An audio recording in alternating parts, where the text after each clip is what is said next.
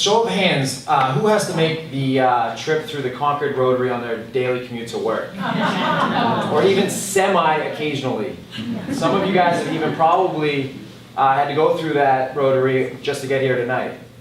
Well, for everyone that raised a hand or has been through that Rotary, you guys have passed a place that I've had to call home for 4 years. That place is MCI Concord.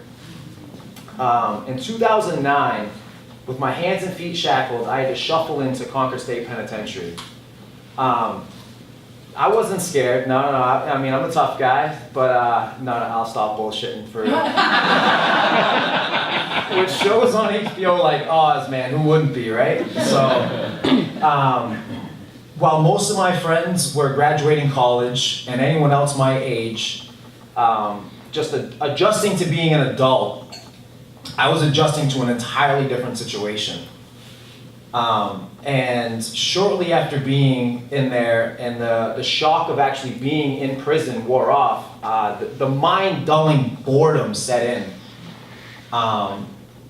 And it was at that point that I had done a little bit of soul searching, and I decided that this was the point in my life where I need to make a change. And that change was, I'm going to be a better man when I walk out of this hellhole than when I walked in.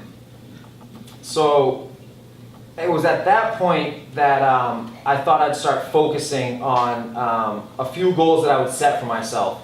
Those goals would be to self-educate myself the best I could, to get in shape, because I'd never been in shape before, and just to try to stay out of trouble. Just do what I need to do and just get through it. And the first part was fairly easy. To self-educate myself, even with the lack of resources that I had and the virtually no educational classes that they had besides, letting anybody get a GED that doesn't already have a high school diploma. And a library in there that has more James Patterson novels than anything nonfiction. Luckily, I had some family that would help, and I got lots of books sent in, and I educated myself on topics that I thought were important to me.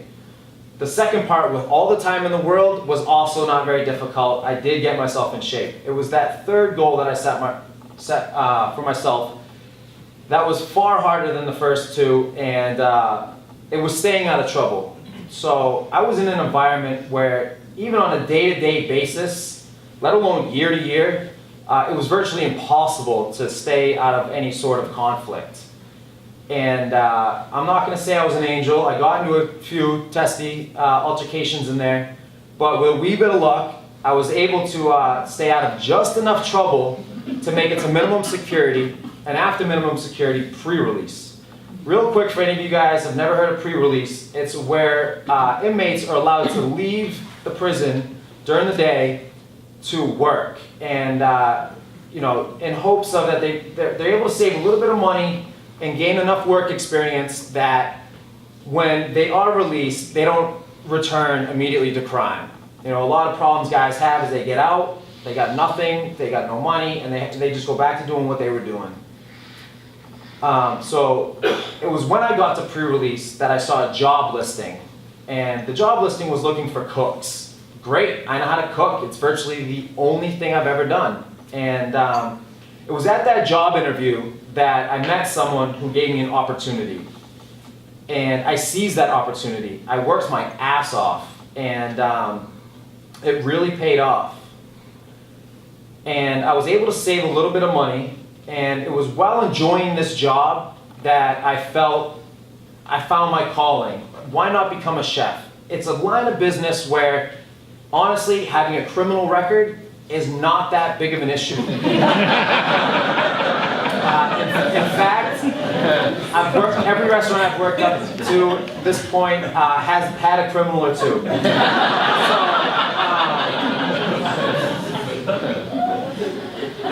It was shortly after, about 8 months after working in pre-release, I was released on parole. And I had very few options. One of those, my most promising option was to go back to my hometown and go back to managing a Sal's Pizza franchise. And I just didn't like that option, is because I thought there was a high potential for me returning back to prison if I went back to, you know, my old stomping grounds. And so that restaurant owner, she offered me a job. And upon learning that I did not have enough money to move to Acton, she offered me a place to live. Now, if I surveyed the audience right now, I'd be very hard-pressed to find anyone who would, A, let a felon, B, someone who recently just walked out of a state penitentiary, and thirdly, they've known less than a year, move into their house. Jeff and Rose, who are now dear friends of mine, I don't know if they saw something in me that I didn't see myself or had some sort of faith, or were just completely insane. They took a chance, and you know, a chance that I've since told this story to I don't know how many people who all thought it was unbelievable.